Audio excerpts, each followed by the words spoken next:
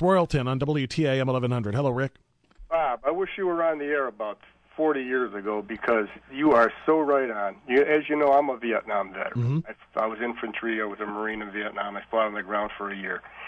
Everything you've said so far has been 100% on. And I'm just sitting here steaming on it. I need a minute or two to vent. Go ahead. The reason that we're in the situation we're in, as we were in Vietnam, is because the effeminization of America, the PC of America, everything you've said about the media, the American people, the political prostitutes cannot see beyond the next election. They can't see the battles and the strategies and the tactics in a war. You know, Anzio Beach, we didn't break out of Anzio Beach and it cost us militarily, but we just didn't pack up and go back on the ships. You know, we stood there and we fought. There were many, many raids in the Second World War that went bad. We just didn't tuck our tail between our legs and sail back across the Pacific. We re-ramped up, we found out what was wrong, and we went in and fought. As far as Vietnam goes, and there's a great analogy, I just sent it to you, but 2 emails, one about the myths dispelling the Vietnam War, which directly relate to Iraq. Second one is a article from the Wall Street Journal written by one of the North Vietnamese High Command, the actual guy that took the surrender of South Vietnamese Army at the end of the war. And just a couple of questions that I'll read you real quick. I probably won't do it justice like you can. Take your time, though, Rick. No, don't worry about doing it quick. I'm very interested in what you're saying right now, and I want to hear that comparison. Go ahead. This is from Colonel Bo Tai, and he was one of the High Command. He actually, after the war, became the editor of People's Daily. That was the official newspaper of Vietnam. He worked hand in hand with Ho Chi Minh. Question: how did the Hanoi intend to defeat the Americans? Answer: by fighting a long war which would break their will to help the South Vietnamese. Ho Chi Minh said, we don't need to win military victories. We only need to hit them until they give up and get out.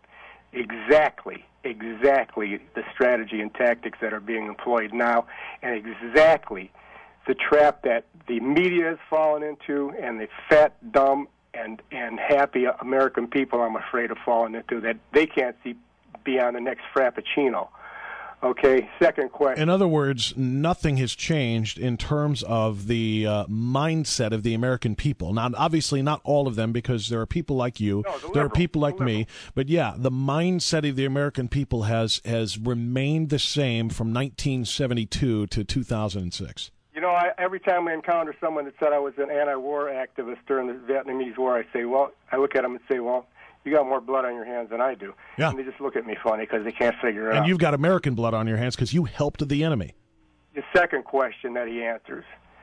Question: was the American anti-war movement important to Hanoi's victory? Now, this is coming from one of the top dogs in the North Vietnamese leadership, and a guy that sat hand in hand with Ho Chi Minh.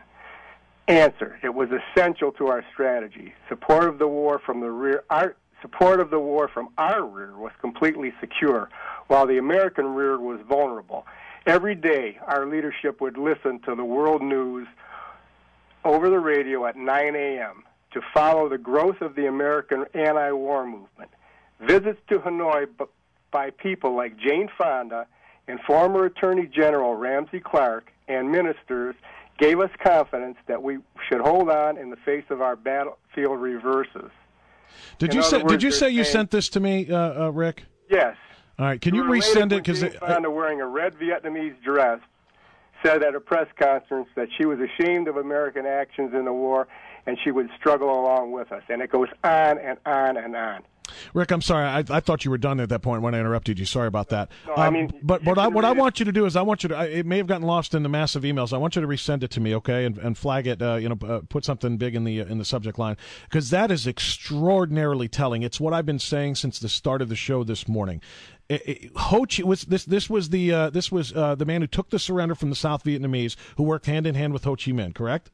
Exactly. Who said that, yes, it was extraordinarily important to our victory, knowing that the will of the American people was being broken. That's a paraphrase of what you just said. Exactly. There's more to war than just shooting and battles. Morale is one of the greatest. I mean, war is it's killing. You kill the enemy, they kill you, and you continue until somebody quits. Now you got to get to you're getting exactly to the meat of the motivation why someone quits. Yeah. You either quit because you got beat, or you quit because you gave up. There's no other alternative. Yeah, and in order to get them to quit, you have to show them that you're never backing down. And make them blink. And that's ultimately what needed to be done in Vietnam, is to let them know, you think you're going to fight this long war until we quit? It's never going to happen. But the American people said, we're going to quit. We're going to make this happen. We're going to get out of there. And we're doing the exact same thing now, 30 some years later. Only it's really, really worse, because you've got people actually sitting there with cameras over these guys' shoulders. Yeah. And exactly like you said, what bigger way to break the morale of our military than to dog them every single? I mean, just relate it to your own jobs out there, America, and your own bosses. You got somebody second guessing everything you do, 24/7. How long are you gonna want to do your job? Yeah. I mean, you people sent these guys to war. You people, you elected a commander-in-chief, but yet you don't want to let them do the job as soon as the going gets rough. America's turned into a bunch of wusses, and you know what? I hate to say this, but, if things go bad and we start getting hit again here on our own soil, well, I guess we pretty well earned it. It's our fault. Rick, I appreciate your phone call. From the studios